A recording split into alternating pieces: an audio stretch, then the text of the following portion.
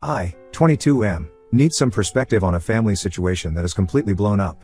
This is a long story, but I need to provide context to explain how things got to this point. I grew up in a middle-class family with my older brother Brian, 25M, and our parents. We lived in a decent neighborhood and my parents both worked hard to provide for us. What made our household different was that my grandfather lived with us since I was 5 years old. From the beginning, there was a clear difference in how my parents treated Brian and me. Brian was their golden child, their firstborn who could do no wrong. Every small achievement of his was celebrated like he had won an Olympic medal. When he got B grades, my parents would take him out for dinner to celebrate. When I got straight A's, they would just say good job and move on. My grandfather was the only one who saw through this dynamic. He was a retired business owner who had built everything from scratch and valued hard work above everything else.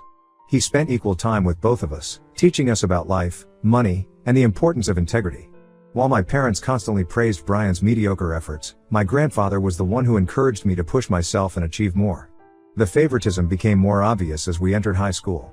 If both of us got into trouble, somehow I was blamed for being a bad influence on Brian, despite being the younger one. When we both joined the school basketball team, my parents attended every game Brian played but always had excuses when it was my turn.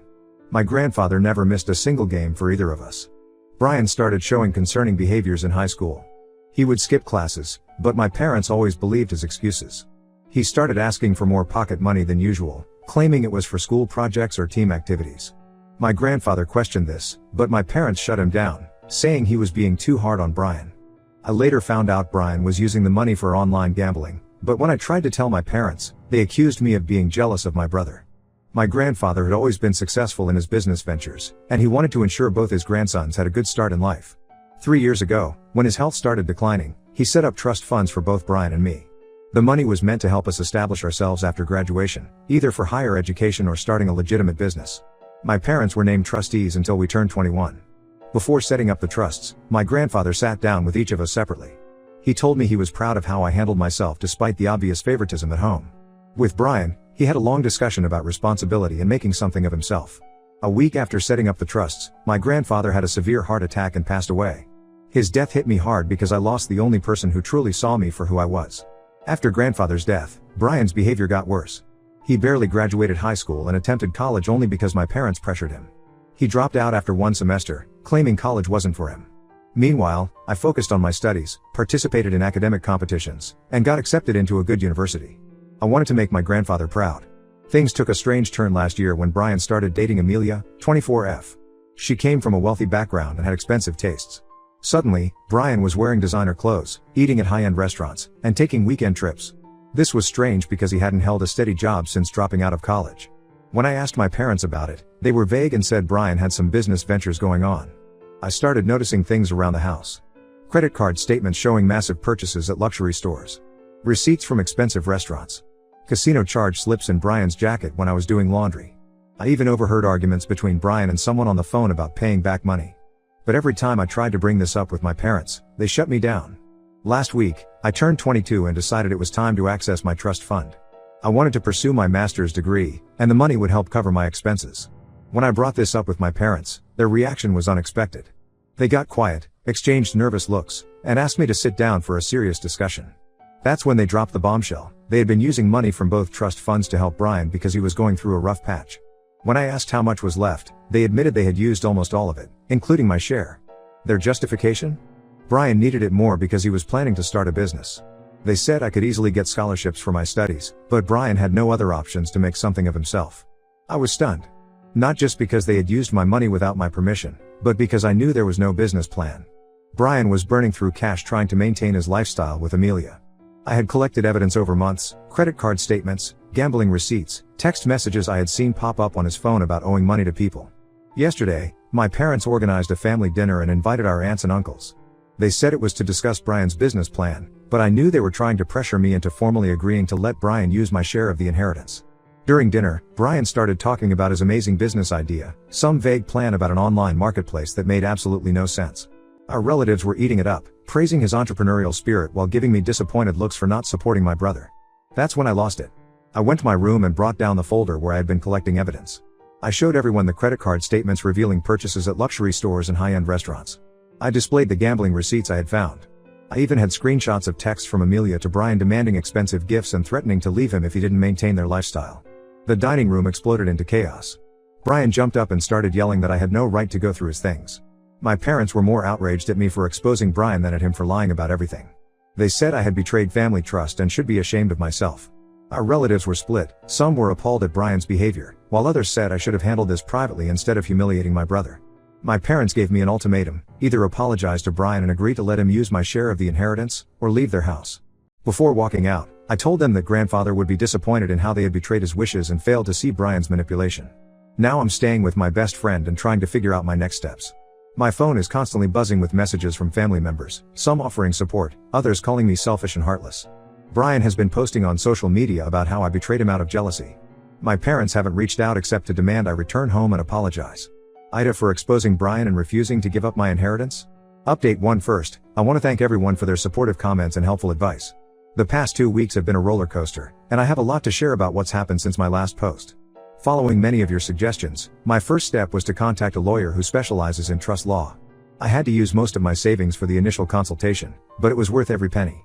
The lawyer reviewed my grandfather's trust documents and confirmed what many of you suspected: my parents had no legal right to use my share of the trust fund for Brian. The terms were incredibly specific, something I hadn't known before. The money could only be used for education or starting a legitimate business, with proper documentation and business plans that had to be approved by a financial advisor. The lawyer also discovered something interesting. My grandfather had included a clause that required my parents, as trustees, to provide annual accounting of how the money was being spent. They never did this. When I mentioned this to my aunt, mom's sister, she revealed that my grandfather had always been worried about my parents' tendency to enable Brian's behavior, which explained the strict conditions in the trust. After the legal consultation, I knew I couldn't continue staying at my friend's place indefinitely. I found a small apartment and used my remaining savings for the security deposit. When I went back to my parents' house to pack my remaining belongings, I discovered something that made my blood run cold. While cleaning out my desk drawer, I found a stack of papers that had gotten mixed up with my old school documents. These weren't just any papers, they were loan applications and credit agreements with my parents' names on them. At first, I thought they were legitimate documents, but then I noticed inconsistencies in the signatures. Brian had apparently taken out several high-interest loans using our parents as guarantors, forging their signatures on the documents. The amounts were staggering, multiple loans from different lenders, totaling over $50,000. I remembered how my parents had been complaining about receiving strange calls from unknown numbers, which now made sense. They were probably debt collectors trying to reach them about these loans. I was torn about what to do with this information. Part of me wanted to keep it to myself out of spite, but I knew that would make me no better than Brian. So, I made copies of everything and drove to my parents' house. When I showed them the documents, the color drained from their faces. My mom actually had to sit down, she was so shocked. That's when the truth started coming out. They called Brian home immediately, and for the first time, I saw my brother break down completely. He confessed everything. He had been borrowing money from multiple sources to keep up with Amelia's expensive tastes and cover his gambling debts. He had convinced himself he could pay everything back once his business took off. When one loan wasn't enough, he took out another, creating a vicious cycle of debt. The final blow came when my mother called Amelia's parents to discuss the situation. That's when we learned that Amelia had already moved on to dating someone else. She had apparently dumped Brian as soon as she discovered he wasn't as wealthy as he'd led her to believe. Brian hadn't told anyone about the breakup and was still spending money trying to win her back. My parents were devastated, but their reaction still frustrated me. Instead of holding Brian accountable, they begged me to keep quiet about the forged documents. They offered to take out a mortgage on their house to repay my trust fund. They said we needed to handle this as a family to protect Brian's future. I refused. Not because I didn't care about them, but because I could see this pattern continuing if someone didn't take a stand. I told them I was moving forward with legal action to recover my trust fund money. My mom cried, my dad shouted, but I stood firm. That's when things got ugly. Brian showed up at my new apartment late one night, clearly drunk. He alternated between crying about how sorry he was and threatening to ruin my life if I didn't withdraw the legal complaint. He said he knew things about me that would make my parents disown me, complete lies, but he was desperate. Thankfully, I had the presence of mind to record everything on my phone. The next day, I used the recording to get a restraining order against him. The family has split into two camps now. Some relatives, mainly the older generation, are taking Brian's side. They say I'm heartless for not helping family and that grandfather would be ashamed of me for taking legal action against my own parents. But others, including my grandfather's old friend who was also his lawyer, are supporting me. The lawyer friend sent me a letter revealing that my grandfather had suspected something like this might happen. He had seen warning signs in Brian's behavior years ago, which was why he had set up the trust with such strict conditions. I'm moving forward with the legal proceedings, even though it's breaking my heart to do this to my family. But every time I doubt myself, I remember my grandfather's words about the importance of standing up for what's right, even when it's difficult. I've realized that sometimes the kindest thing you can do for someone is to stop enabling their destructive behavior, even if they hate you for it. Update 2: The situation has evolved in ways I never expected. What started as a family dispute over inheritance has uncovered a web of lies and criminal activity that honestly terrifies me. During the legal proceedings for recovering my trust fund, my lawyer requested a detailed audit of all financial transactions related to both trust funds. That's when we discovered that Brian's problems went far beyond gambling and overspending. The bank statements showed a pattern of large deposits and withdrawals that made no sense. My lawyer brought in a forensic accountant who specialized in fraud detection. It turns out Brian had gotten involved with a group of people who were using his desperation to their advantage. They had approached him at a casino when he was down on his luck and offered him what seemed like an easy way to make money. They would deposit large sums into accounts he opened, and he would withdraw the money in smaller amounts, keeping a percentage for himself. He thought he was helping them avoid taxes, but in reality, they were using him to launder money from illegal activities. When confronted with this evidence, my parents finally broke down and revealed their own secrets. They had known about Brian's gambling problem since he was in high school. They found betting slips in his room when he was 16 but decided to handle it quietly to protect his reputation. Instead of getting him help, they covered up his losses, thinking he would grow out of it. They admitted to paying off his gambling debts multiple times over the years, first from their savings, then by taking out loans, and finally by dipping into the trust funds. They showed me a box full of IOUs from Brian, dating back years. Each time, he had promised it was the last time, that he would change. Each time, they believed him. The most surprising revelation came from an unexpected source. Amelia contacted me through LinkedIn, saying she wanted to clear her conscience. We met at a coffee shop, and she brought along a folder of evidence. She admitted that she was initially part of the same group that had ensnared Brian in their money laundering scheme. Her role was to find vulnerable targets from wealthy families, people who were desperate for money and validation. But according to Amelia, something unexpected happened. She actually developed feelings for Brian and tried to get him to stop gambling and cut ties with the group. When he refused, choosing the easy money over her warnings, she left him. She provided screenshots of their conversations where she had tried to convince him to get help, along with details about the group's operations. I took all this information to my lawyer, who immediately contacted the authorities.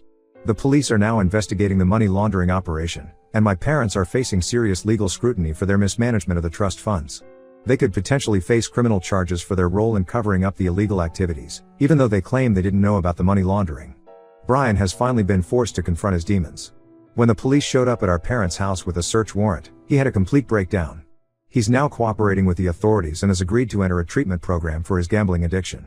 The prosecutor has indicated that his cooperation might earn him some leniency, but he's still likely to face consequences for his role in the money laundering scheme.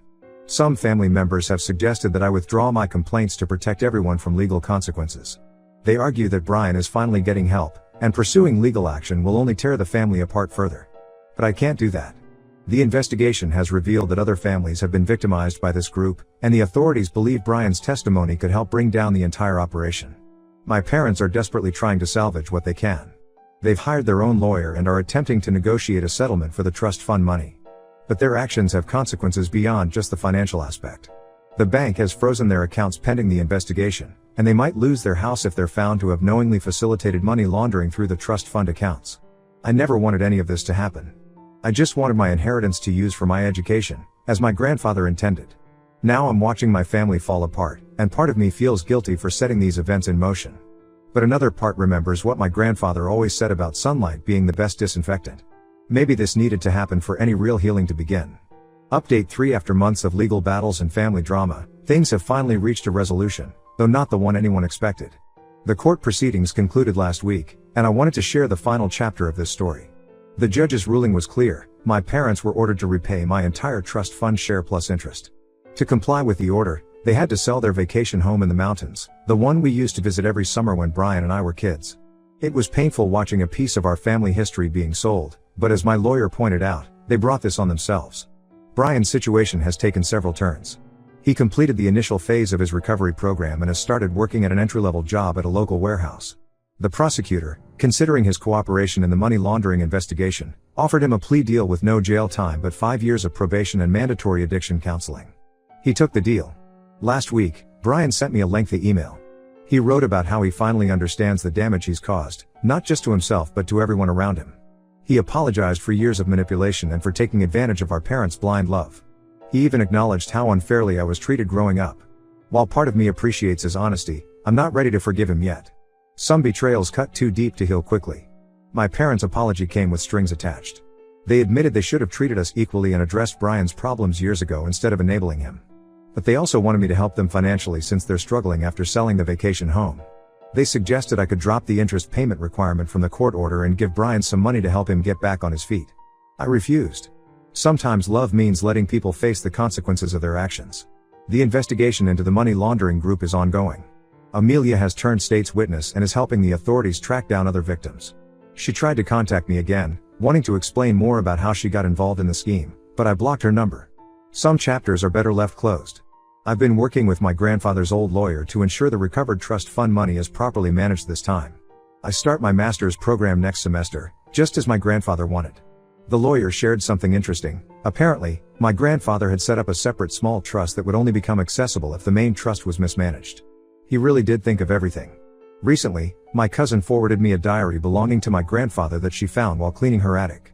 Reading it has been both comforting and painful. He wrote extensively about his concerns regarding Brian's behavior and my parents' blindness to it. There were several entries about how he hoped the trust fund conditions would force everyone to finally confront these issues. He also wrote about his pride in my resilience and his hopes for my future. I've maintained my decision to stay no contact with my family for now. Some relatives say I'm being too harsh, that families should stick together through hard times. But I've realized that sometimes the healthiest thing you can do is step away. My grandfather wrote in his diary, "Standing alone is better than standing with people who hurt you." The money's been transferred to my new account, and I've moved to a different city to start my master's program. Sometimes I drive past our old vacation home and remember the good times, before money and lies tore everything apart. But then I remember my grandfather's words about building a life on truth rather than comfortable lies, and I know I made the right choice. Looking back on everything that's happened, I realized this was never really about the money. It was about truth, responsibility, and the courage to stand up for what's right, even when it costs you everything you thought you needed. My grandfather understood that. I wish it hadn't taken all this for me to understand it too.